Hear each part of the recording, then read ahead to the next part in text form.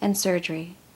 Important medications used to treat both Crohn's disease and ulcerative colitis include antidiarrheals, corticosteroids to reduce inflammation, sulfasalazine, trade name azolfidine, also an anti-inflammatory drug, blood replacement, anticholinergics to control bowel contractions, anti-anxiety drugs, and antibiotics to control infection. Clients who are very ill with IBD should receive IV fluids and possibly total parenteral nutrition, TPN, to allow the bowel to rest and to improve nutritional status. Also, it is important to measure and record the amount, color, frequency, and consistency of stools. Remember to assess intake and output and hydration status. Cleanse the skin around the anal area if it has been irritated by contact with diarrheal stool. Gently wash the area with mild soap and water, pat dry, and apply a thin coat of Vaseline or mineral oil. Because dietary and lifestyle changes are very important, instruct clients who have IBD to plan rest periods. Try to avoid becoming overly tired. Eat a high-protein, high-calorie, no-fat, non-residue diet. Avoid caffeine, pepper, and alcohol. Do not smoke. Eat small, frequent meals rather than one large meal. Keep track of calories to ensure adequate consumption. Drink adequate fluids. Try supplements like Ensure or Vivanex. Keep track of weight and weight changes. Try to establish a regular time every day to have a bowel movement.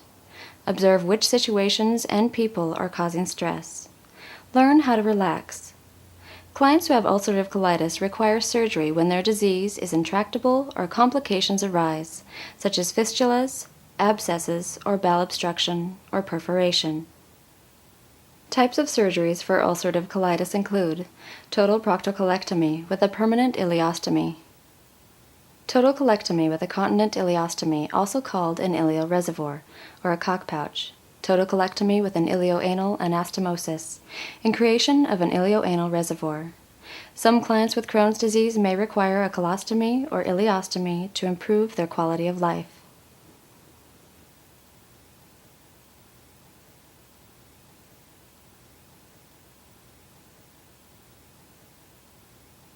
Now we'll talk about diverticular disease. This disease is classified as either diverticulosis or diverticulitis. Diverticulosis is characterized by multiple outpouchings of the bowel mucosa. This disorder occurs most often in the sigmoid colon. Diverticulitis, a complication of diverticulosis, is characterized by inflammation or perforation of the diverticulum. What are some of the risk factors for diverticular disease? The most common ones are age over 50, stress, and a diet low in fiber. Diverticular disease develops when undigested food particles and bacteria are trapped in the diverticula, creating a hardened mass called a fecalith. The fecalith creates inflammation, which spreads to the surrounding mucosa. The resulting edema blocks off the inflamed area and restricts its blood supply. As a result, the diverticulum may bleed and perforate, while the trapped fecal contents may cause intra-abdominal perforation and peritonitis. Diverticulosis rarely produces symptoms.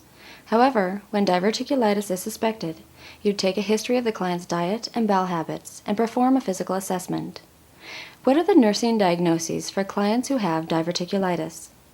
Constipation related to a lack of fiber in the diet, diarrhea related to inflammation, pain related to inflammation and infection, and anxiety related to fear of surgery and possible colostomy. Diverticulitis can be managed medically or surgically. The goals of medical management are to allow the colon to rest and to reduce the inflammatory process.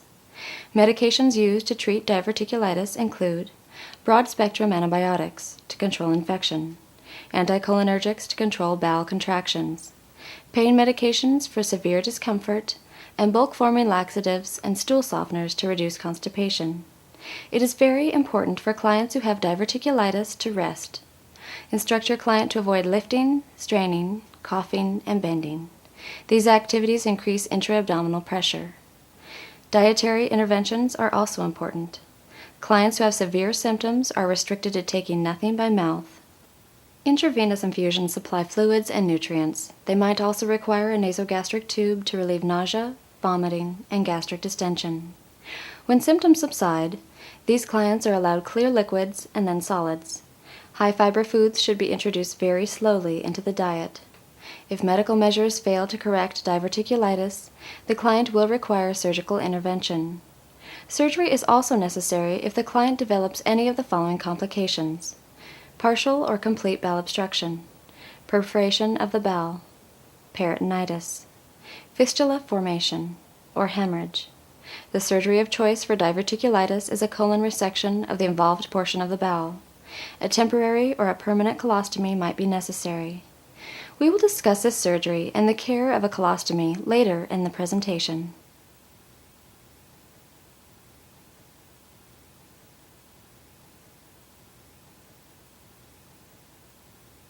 Gastroesophageal reflux disease, or GERD, is a common condition characterized by the backflow of contents from the stomach or duodenum into the esophagus without vomiting.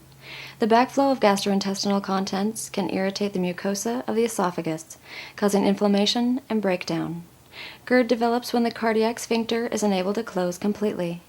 The cardiac sphincter is a circular band of muscle fibers that is located between the stomach and the esophagus.